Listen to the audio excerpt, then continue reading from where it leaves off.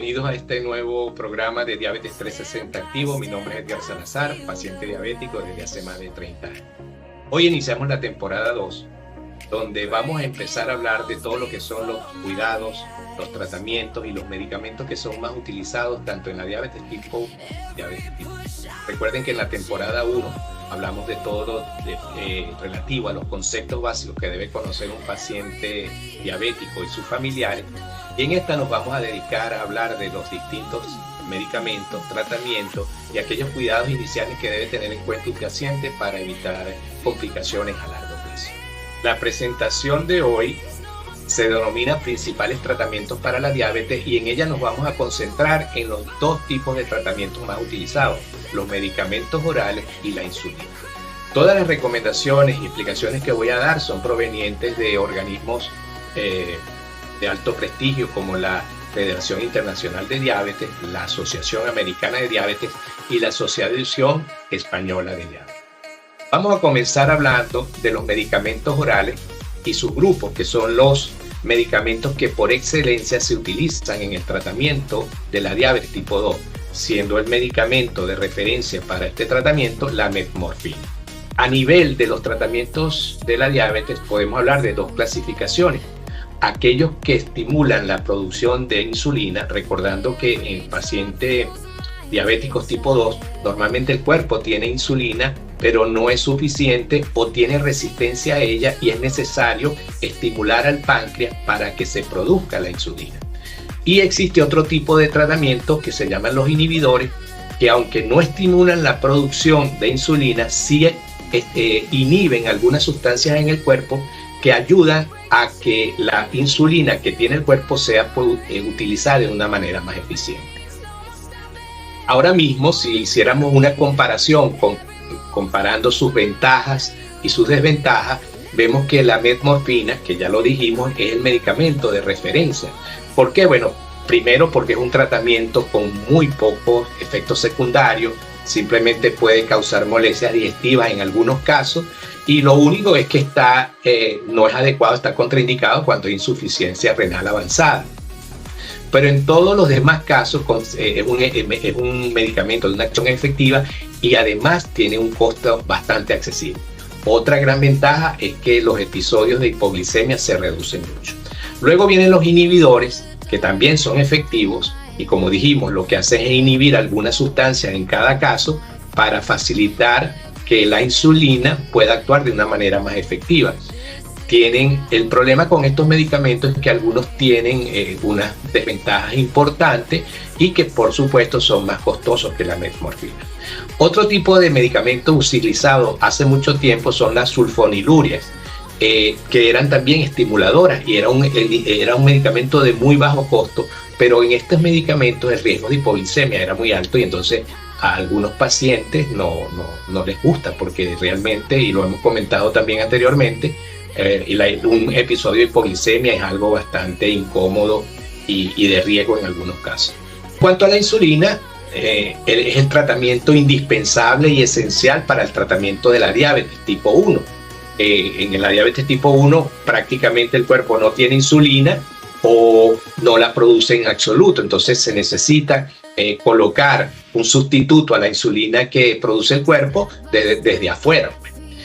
También es utilizada en la diabetes tipo 2 cuando los medicamentos orales no son suficientes. Y aquí hay que aclarar que no es que si uso insulina tengo una diabetes más grave o si no uso insulina estoy mejor. No, eso es un mito que hay que quitar. Simplemente hay dos tipos de diabetes y cada cuerpo es distinto y asimila los medicamentos de manera diferente. Entonces por eso es que estos tratamientos tienen que ser indicados por un médico y ajustados por un médico en la medida que vayamos viendo que funcionan o no.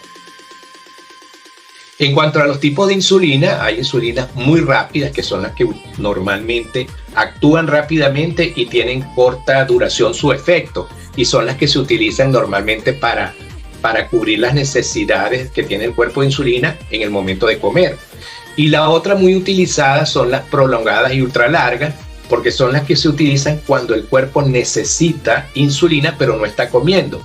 Hay que recordar que hay muchas funciones del cuerpo que necesitan energía y esa energía viene de la glucosa que está en el cuerpo, que existe aunque yo no coma. Entonces esa glucosa que el cuerpo utiliza cuando yo no como tiene que ser, digamos, procesada o sintetizada por otro tipo de insulina, que en este caso es la insulina ultra larga o lenta. Hay otras insulinas que son intermedias y premezcladas, que cada vez se utilizan menos, pero en algunos casos se utilizan, porque lo que sí hay que tener claro es que cuando yo utilizo insulina ultra rápida y utilizo insulina prolongada, tengo que inyectarme más veces. Por ejemplo, 4 veces mínimo, una vez la lenta y por lo menos 3 con cada comida. En caso de las intermedias se utilizan menos inyecciones, pero tiene el problema de que se pueden presentar hipoglicemia si yo no como a las horas. Yo puedo hablar de mi experiencia. Utilicé intermedias en algún tiempo y tenía que comer justo a la hora, porque si no iba a tener un episodio de hipoglicemia. En cambio, cuando uso el esquema que actualmente, que es el más utilizado, que utilizar una ultra larga para las necesidades basales durante todo el tiempo y solo colocarme la ultra rápida cuando voy a comer, digamos que esa es la manera como naturalmente funciona el páncreas. El páncreas inyecta insulina o coloca insulina en el cuerpo cuando la necesita. De esta manera, con este esquema de tener ultra larga para todo el día y la ultra rápida solo cuando como, entonces estoy haciendo algo muy parecido a lo que hace el cuerpo, y entonces también reduzco los riesgos de hiperglicemia. Las formas de administrar la insulina sí cambian, las formas de aplicarla sobre todo varían mucho con el costo, ¿no? El sistema más sencillo y el que ha existido desde hace más tiempo es utilizar el vial, que es una botellita con la insulina más una jeringuilla que tengo que utilizar para colocarla. Luego vienen los lápices o plumas, que son actualmente el sistema más utilizado porque son muy precisos, como vamos a ver. La dosis es calculada con mucha precisión, es más segura, tengo menos riesgo de que el tratamiento se me dañe. Y por último están las bombas de infusión o las bombas de insulina, que son automáticas, permiten colocar insulina en el cuerpo cuando el cuerpo la va requiriendo, y normalmente se utilizan con un sensor que va midiendo cómo están los niveles de azúcar y va ajustando la dosis para que esos niveles de glucosa se mantengan. ¿Cuál es el problema? Como vamos a ver adelante con este sistema, que es un sistema un poco más complicado, pero sobre todo mucho más costoso que las dos formas de administración anteriores, la pluma o lápiz y la jeringa vial. Si tuviéramos que ver las ventajas y las desventajas, bueno, vamos a comenzar por la más básica, la jeringa vial. Bueno, es la más barata, pero tiene que tener la manera de guardarla y reservarla de manera que no se le dañe el vial, porque si el vial se daña, usted pudiera estar perdiendo el tratamiento de un mes, cosa que no pasaría, por ejemplo, con las plumas. Normalmente las plumas vienen en cajas de 3 a 5 plumas, y si a usted se le cae una pluma y por mala suerte se le rompe, todavía le quedan 4 o le quedan 2, pero no pierde el tratamiento de un mes. ¿Qué desventajas tienen tanto las plumas como las jeringas? Bueno, que hay que inyectarse varias veces al día, y eso a veces puede ser incómodo. Y claro, en el caso de personas que las hay, que tienen fobia a las jeringas o a las inyecciones, no les queda más remedio que usar algún tipo de sistema donde no se tenga que inyectar, que es la bomba. Ahora, ¿cuál es el problema de la bomba? Primero, que es muy costoso, es lo que dijimos principalmente, pero segundo, requiere de que el paciente tenga un muy buen entrenamiento para detectar cuando el sistema puede estar fallando y para conocer cuando el sistema requiere hacer ajustes. Otro de los temas, sobre todo con los pacientes muy jóvenes, es que les es incómodo cargar la bomba y el catéter y el sensor pegado al estómago o a la pierna o al brazo, porque aunque no se quiera, llama la atención de otras personas, sobre todo si usted va a la playa o si, como pasa en algunas zonas donde hace calor, el dispositivo queda expuesto a la vista de los demás. Aquí sí les voy a dar dos tips importantes acerca de la insulina y que incluso algunos médicos que no son especialistas desconocen. ¿Cuándo hay que refrigerar la insulina? Bueno, mientras no se abre. La insulina sin abrir se tiene que refrigerar entre 2 y 8 grados centígrados. Y una vez abierta sí puede estar expuesta a mayor temperatura. O sea que usted puede cargar su vial o su lápiz hasta una temperatura de 30 grados. Claro, si usted va a viajar en el automóvil, no puede dejar la insulina dentro del automóvil porque eso va a aumentar y seguramente a más de 30 grados, si está en un sitio abierto, tal vez si está en un estacionamiento, puede ser que soporte.